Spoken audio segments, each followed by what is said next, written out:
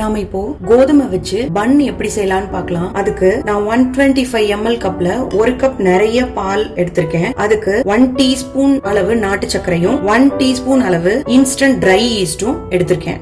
இப்போ பன்னு செய்யறதுக்கு மாவு பிணையறதுக்கு முன்னாடி நம்ம இந்த ஈஸ்ட ஆக்டிவேட் பண்ணிக்கலாம். அதுக்கு பாலை சுட வச்சு எடுத்துட்டு வந்துட்டேன். அதுல ஃபர்ஸ்ட் நாட்டு சர்க்கரையை போட்டு நல்லா கலக்கிக்கலாம். இது நல்லா கலந்ததுக்கு அப்புறம் இதோட டெம்பரேச்சரை நம்ம செக் பண்ணலாம். இதோட டெம்பரேச்சர் 105ல இருந்து 110 வரைக்கும் இருக்கணும். இனிஷியலா நம்ம இந்த மாதிரி தெர்மாமீட்டர் வச்சு செக் பண்ணிக்கலாம். இப்போ இது 110 விட கிராஸ் பண்ணிருச்சு. இப்போ நம்ம கொஞ்சம் ஆற விடலாம். இதோட சூடு கை பொறுக்கிற அளவுக்கு இருக்கணும். குழந்தைங்க குடிக்கிற அளவுக்கு இருக்கணும். அது நாம பழகிற வரைக்கும் நாம இந்த மாதிரி தெர்மோமீட்டர் வச்சு செக் பண்ணிக்கலாம்.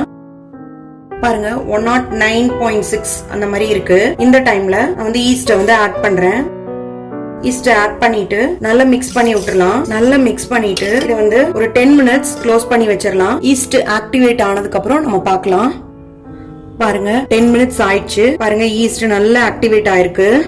இப்ப பன்னு செய்யறதுக்கு தேவையான பொருட்கள் என்னன்னா 125 ml கப்ல ஒரு கப் பால் எடுத்தோமா, அப்போ அதுக்கு 2 கப் கோதுமை மாவு எடுத்திருக்கேன். அதே கப்ல 3 டேபிள் ஸ்பூன் நாட்டு சர்க்கரை, 3 டேபிள் ஸ்பூன் ரூம் டெம்பரேச்சர்ல வெண்ணெய் எடுத்திருக்கேன். அந்த நம்ம ஈஸ்ட் ஆக்டிவேட் பண்ணி வச்சோம்ல அந்த மிக்சர் எடுத்திருக்கேன். 1/4 டீஸ்பூன் தூள் உப்பு எடுத்திருக்கேன்.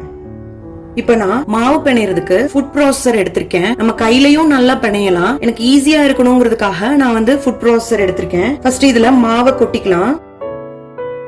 நாட்டு சர்க்கரை, உப்பு இத மட்டும் நம்ம பல்ஸ் மோட்ல வச்சு நல்லா மிக்ஸ் பண்ணிக்கலாம். ஒரு 2-3 பல்ஸ் கொடுத்துக்கலாம். பாருங்க மாவு சர்க்கரை இதெல்லாம் ஓரளவுக்கு மிக்ஸ் ஆயிடுச்சு. உப்பு எல்லாமே இதுலயே வெண்ணெய ஆட் பண்ணிக்கிறேன். மீதி கொஞ்சமா வச்சிருக்கேன். அது லாஸ்ட் நம்ம கையில பிணையும் போது யூஸ் பண்ணிக்கலாம். அதே மாதிரி 2-3 பல்ஸ் கொடுத்துக்கலாம். இப்ப பாருங்க நல்லா வெண்ணெய் மிக்ஸ் ஆயிடுச்சு. பாருங்க நல்ல மாவு, வெண்ணெய், சர்க்கரை, உப்பு எல்லாமே மிக்ஸ் ஆயிடுச்சு. இப்போ இந்த ஈஸ்ட் ஆக்டிவேட் பண்ணி வச்சிருக்கோம்ல அத இதுல ஊத்திரலாம். அதே மாதிரி பல்ஸ் மோட்லயே கொடுக்கலாம். பாருங்க நல்லா உருண்டுருச்சு. இன்னும் ஒரு 2-3 மினிட்ஸ் இந்த மாதிரி பண்ணலாம். இப்போ பட்டன் 1ல வைக்கிறேன். போதும், எடுத்துடலாம். பாருங்க நல்லா சாஃப்டா வந்துருச்சு. இப்ப இதை வெளியில எடுத்துடலாம். இப்போ இந்த அடுப்பு தின்ன மேலேயே நம்ம கொஞ்சமா எண்ணெய் அப்ளை பண்ணிக்கலாம். இதுக்கு சன்ஃபிளவர் ஆயில் தான் யூஸ் பண்றேன். வாசனை உள்ள எண்ணெய் யூஸ் பண்ணக்கூடாது. எண்ணெயோ இல்ல பட்டர் மாதிரி அப்ளை பண்ணிக்கலாம்.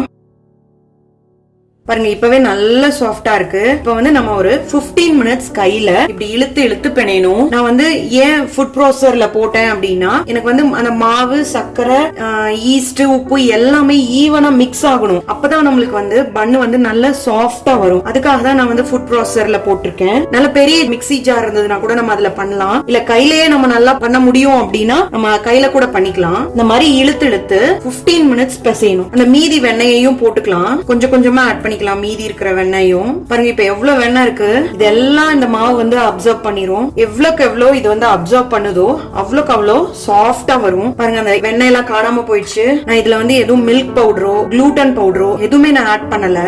இந்த மாவு கோதுமை கடையில வாங்கி மிஷின்ல கொடுத்து அரைச்சது. நான் எதுவும் சலிக்கவும் இல்ல. இதுல நல்ல ஃபைபர் எல்லாம் இருக்கு. அந்த 3 டேபிள் ஸ்பூன் வெண்ணெயையும் போட்டுட்டேன்.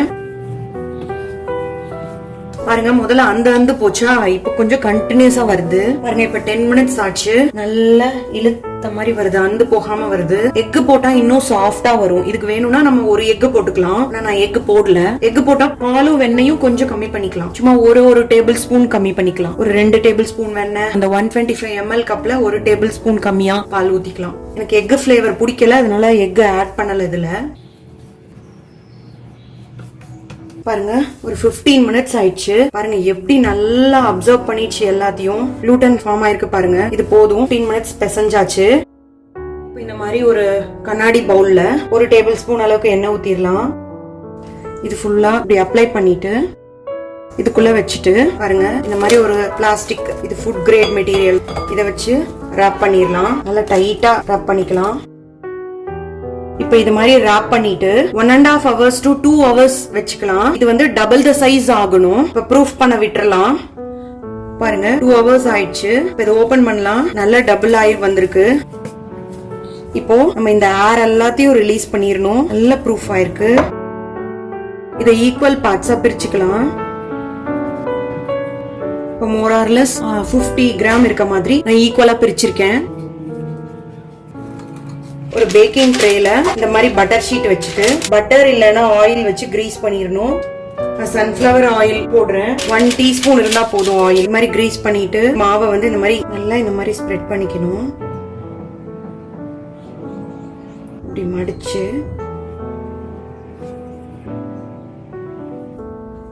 வச்சுக்கலாம். அடுத்த உருண்டை எடுத்துக்கலாம். நல்லா ஸ்ப்ரெட் பண்ண தெரியலனா இந்த மாதிரி சப்பாத்தி கட்டை வச்சு இப்படி ரோல் பண்ணிக்கலாம். இப்படி நல்லா தேய்ச்சிட்டு அந்த ஏரெல்லாம் ரிலீஸ் பண்ணிட்டு இப்படி ரோல் பண்ணிட்டே வரலாம்.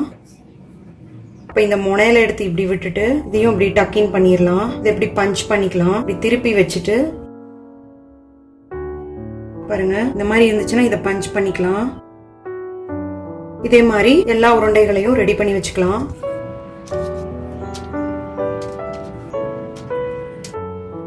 பாருங்க, எல்லாம் அரேஞ்ச் பண்ணியாச்சு. இப்போ இது மேல கொஞ்சம் வந்து பால் அப்ளை பண்ணலாம். அப்படியே பிரஷ் பண்ணலாம். மேல அந்த உருண்டைகளோட ஷேப்பை டிஸ்டர்ப் பண்ணாம லைட்டா மேல அப்ளை பண்ணும். பால் இந்த மாதிரி அப்ளை பண்றதுனால நல்ல கலர் வரும். இப்போ இத இந்த மாதிரி ஷீட்டால கவர் பண்ணணும். இப்போ இத நல்லா கவர் பண்ணிட்டு ஒரு காட்டன் துணி வச்சு மூடி வச்சிடலாம். ஒரு 30 to 45 மினிட்ஸ் ப்ரூஃப் பண்ணணும். 45 மினிட்ஸ் ஆயிடுச்சு. இந்த டைம்ல நான் வந்து ப்ரீ ஹீட் பண்ணிட்டேன். 175 டிகிரி செல்சியஸ்ல டபுள் பேக்கிங்ல 15 மினிட்ஸ் ப்ரீ ஹீட் பண்ணிட்டேன். இப்போ நாம பேக் பண்றதுக்கு முன்னாடி மறுபடியும் மில்க் வச்சு மேல கிரீஸ் பண்ணிக்கலாம். இப்போ கிரீஸ் பண்ணியாச்சு. பாருங்க, இந்த ட்ரேவை சென்டரா பிளேஸ் பண்ணிக்கலாம். க்ளோஸ் பண்ணிட்டு 175 டிகிரி செல்சியஸ்ல டபுள் பேக்கிங்ல 24 அல்லது 23ல வைக்கலாம். நான் 25க்கும் கொஞ்சம் முன்னாடி வச்சிருக்கேன். மேல வந்து நல்லா பிரவுன் ஆகிற வரைக்கும் வைக்கணும். பாருங்க, முடிஞ்சிருச்சு. நல்ல மேல பிரவுன் ஆயிடுச்சு. நான் 24 மினிட்ஸ் வச்சேன். இப்ப வெளியில இருந்து எடுத்த உடனே நம்ம கொஞ்சம் பட்டர் அப்ளை பண்ணிடலாம். அப்பதான் நல்லா சாஃப்டா இருக்கும், இல்லைன்னா காஞ்சு போயிரும். பட்டர் அப்ளை பண்ணிட்டு இதை வந்து இந்த காட்டன் துணியால மூடி ஒரு 15 மினிட்ஸ் ரெஸ்ட் விடலாம். பாருங்க, 15 மினிட்ஸ் ஆயிடுச்சு. இதை எடுத்துடலாம்.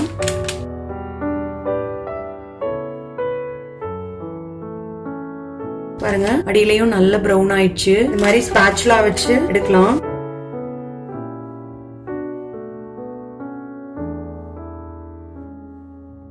பாருங்க, எவ்வளவு சாஃப்டா இருக்கு. இப்படி அமுக்கணும்னா அது மேல ஒரிஜினல் பிளேஸ்க்கு வந்துருது. பாருங்க பாருங்க, டேஸ்டியான வீட் பன் ரெடி ஆயிடுச்சு.